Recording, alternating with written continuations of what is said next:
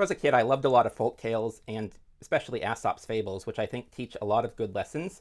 But there is one fable from Aesop's Fables that I think, at least as the moral is expressed and the way that I was taught to associate it, is actually a bad lesson that gets the general point backwards. And I think that's probably a misinterpretation based on our modern industrial society. So I wanted to talk about that. And so that story is the story of the Tortoise and the Hare. And so it goes something like this. So there's a hare and a tortoise, and the tortoise is talking about how it could totally outrun the hare. And the hare is like, no, obviously you can't. So they challenge to a race. So the rabbit sets off, hopping along very quickly, and then right before the end, stops to take a nap because it's exhausted. And meanwhile, the tortoise is plodding along, passes the rabbit, and it's reaching the finish line. And then just before the finish line, the rabbit wakes up, jumps to catch up, but the tortoise is already across the finish line. Aesop's fables, at least as we learn them in modern Western English-speaking world, always have little one-line morals at the end. And the one for the tortoise and the hare is slow and steady wins the race. And the way that I was taught this, or the way that I sort of learned to understand this, was to associate it with, in elementary school and onwards, I would be taught that I was expected to do a little bit of everything every single day, which is not a good way of learning for really anybody. And like, even with this channel, like, as I've become productive, like, I am not doing a little bit of everything every day most days. Most days some days I'm not doing any production at all. I'm just reading. Some days I'm doing a lot of writing of blog posts. Some days I'm doing a lot of filming. Some days I'm doing a lot of editing. Some days I might do filming and editing, but I'm generally trying not to do a little of everything every day, even if the output I put out looks like it's consistent daily. But I was taught that's how you do it. And we need, like, what Newport calls deep work, like concentration, to do a lot of especially complicated things in the modern era. So I don't know how much of it is the moral, because I noticed, so for example, a lot of teaching stories, like the Nasruddin stories, don't have explicit morals, and you're supposed to sort of infer it, while a lot of Chinese stories, and one of my favorites is the Liezi, they do have sort of a moral, but it's much more indirect than the lesson here. But even the moral of slow and steady wins the race could still apply to, for example, I've talked about this book, and the two big things you do are you plan a lot for what can go wrong and make sure you understand and how long other things have taken, and you break it down into as many small pieces as possible. And similarly, we have other ideas through Cal Newport in slow productivity.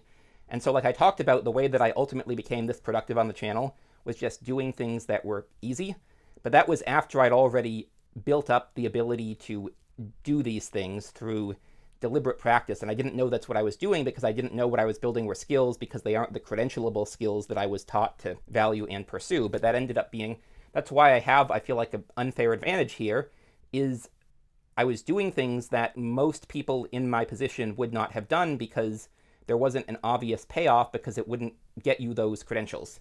But basically the critical point of this is the idea of what Stephen Covey calls sharpening the saw in 7 Habits of Highly Effective People, where it's, you give me 5 hours to cut down a tree and I'll spend the first 4.5 sharpening the axe.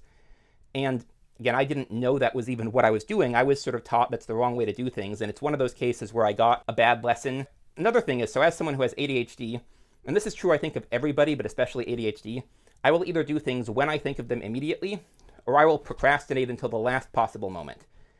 And when I was a kid, I would do things immediately. And what happens if you do that with chores depends on the parent doing it, or especially with teachers with schoolwork. Well, with parents, you get more chores. With teachers, you get more busy work, and it's not even meaningful work. It's stuff you already know that keep you occupied. And so what I learned is you put off doing stuff until the last minute, and then you do a mad dash like the rabbit to get to the end of the finish line. And so I always grew up thinking I was the hare, and I needed to be the tortoise. But I realized, I think the way the world works, like the strategy that I was always using, actually, I was the tortoise, because I am cautious about how I do things. I don't rush into them. Like, I've joked about being an entrepreneur because I've had a number of ideas, and a few that I've been really confident about, but I still haven't actually rushed into them. I've had a couple of ideas that have ended up being successful, so it sort of proved, yeah, that would work. But the people who did them were whole teams of people with VC funding, so they were able to go much faster than I do. But VC funding also tends to come with an expectation of profitability later down the line. And so if I do build anything like this, I'm building it with profitability first, unless I do have that one idea that I've talked about where I would need VC funding because it really can't start out profitable. But if I'm doing something that can profit first, I'm trying to get profit first before I do it, and that's going to be sustainable in the long term. And so I think that even possibly the moral is fine, but the way that I was taught to understand it as being a very specific kind of consistent incrementalism is extremely counterproductive. It's counterproductive to anyone, but especially to someone like me.